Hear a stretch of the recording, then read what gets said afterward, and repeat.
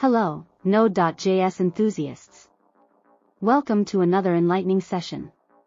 Today, we're delving into a critical aspect of robust web applications, Express.js Middleware. Middleware, a web development cornerstone, bridges servers and applications, enabling us to enhance incoming requests. Express.js offers a comprehensive middleware system, transforming how we handle requests for authentication, logging, and more. You can create custom middleware or use built-in solutions.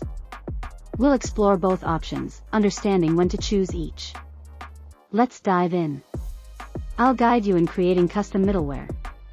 We'll apply it to our Express.js app to see the enhanced handling. Execution order matters. We'll discuss chaining multiple middleware and creating error-handling middleware.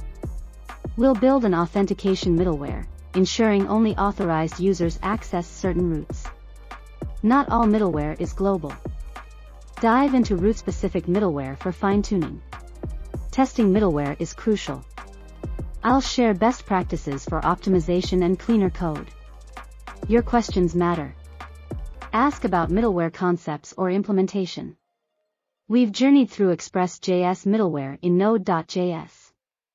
You're equipped to handle requests, build robust apps, and ensure a seamless experience.